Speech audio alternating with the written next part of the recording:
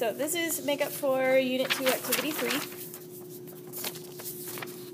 One thing that I want you to do before watching this is do the second reading.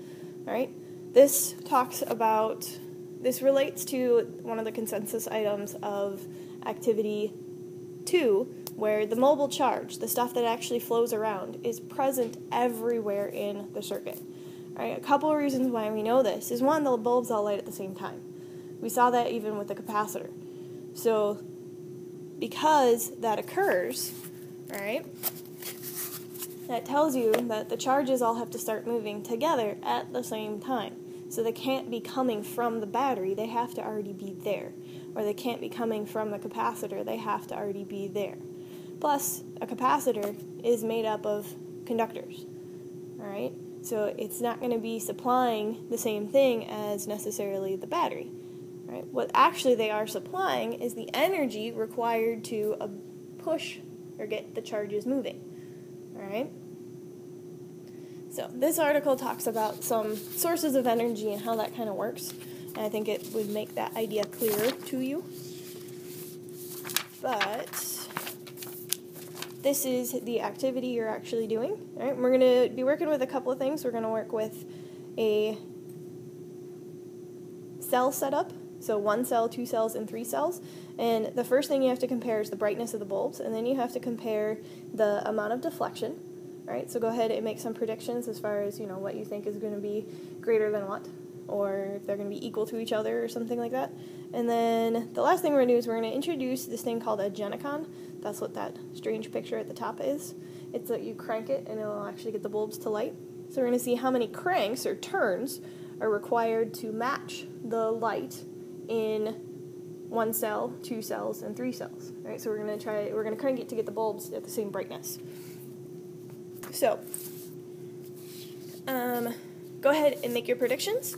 Pause the video for a second to get that done, and when you turn it back on, I will be showing you the results. All right.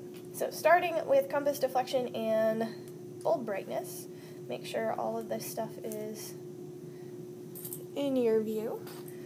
All right. Try to get this guy to stop moving. So for this one, it's all just relative amounts, just comparing the amount of deflection and the amount of brightness. Okay. So I'm going to hook up. You want to watch the compass to see how much deflection occurs. All right, you also want to note the brightness of the bulbs. Hopefully, all right, good, they're touching. So you can see there's a little bit of compass deflection, I'd say about 5 degrees, all right? And then some lighting, all right? So I'm going to disconnect that, put in a second battery, and observe what happens now. Alright, so there's 2 bulbs, look a little brighter, and I'd say we're up to like between 15 and 20 degrees of deflection. So deflection went up some too. And last one, 3 batteries. Alright, say we're close to, let's see, that's close to almost 30 degrees of deflection, and then you can see that the bulbs got brighter as well. Alright, so we're going to go back down to 1, and we don't need the compass anymore. So there's our very dim bulbs. I'm going to kind of move this over here so that these guys don't rotate too much. And I'm bringing in 2 more bulbs, okay? And these bulbs are attached to this Genicon, alright? So I'm going to try to make sure that the Genicon is visible with you guys. And we also need a timer. So, alright. What we need to do, I'm actually going to move the batteries further back so that the timer won't get blocked. So what we're going to do is I'm going to turn this, and I'm going to get it so that it's about the same brightness as the bulbs in front of me, alright? The first one's hard, and of course this is going to fluctuate a little bit because it's hard to turn it exactly the same amount at every moment, alright? But I'm going to start the timer now because I don't have enough hands to turn it on when we're ready to count. So what I'm going to do is I'm going to get this going. And then when we hit 10 seconds, or we just missed 10 seconds, so when we hit 20 seconds, start counting the turns. Alright? And I'll count with you. 1, 2, 3, 4, 5, 6, 7, 8, 9. Alright, so there's 9. And then at 40 seconds, we're just going to do that again.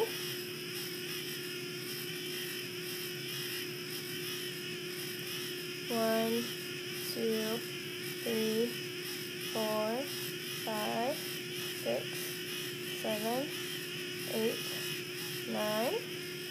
And we'll do it one more time at 60 seconds.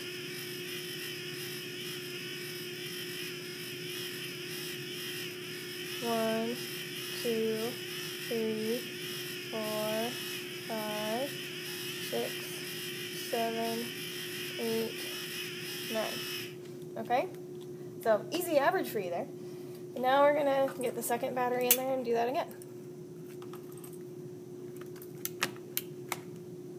Alright.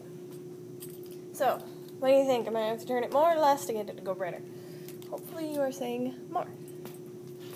So, I'm going to get it, I'd say that's probably about there. So at 40 seconds, start counting. 1, 2, 3, 4, 5, 6, 7, 8, 9, 10, 11, 12, 13, 14. Okay, so we got 14 there. Oh, shouldn't have stopped. Alright, at 60 seconds, start again. 1, 2, 3, 4, 5, 6, 7, 8, 9, 10, 11, 12, 13, 14, 15. So 15. Oh, sorry, I keep stopping. And at 20 seconds, start again. 1, 2, 3, 4, 5, 6, 7, 8, 9, 10, 11, 12, 13, 14, 15. Okay, so be an average of 14 point something. Alright, and then you need to get 3 bulbs in there.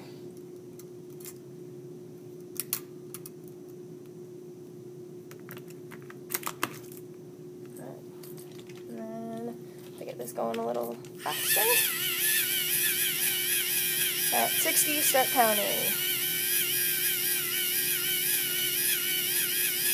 1, 2, 3, 4, 5, 6, 7, 8, 9, 10, 12, 13, 14, 15, 16, 17, 18, 19, 20, 21. Alright. At 20, start counting. 1, 2, 3, 4, 5, 6, 7, 8, 9, 10, 11, 13, 14, 15, 16, 17, 18, 19, 20, 21.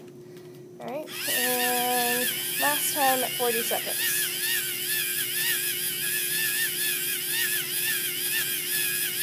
1, 2, 3, 4, 5, 6, 7, 8, 9, 10, 11, 12, 14, 15, 16, 17, 18, 19, 20, 21. Alright, hey, another easy average there.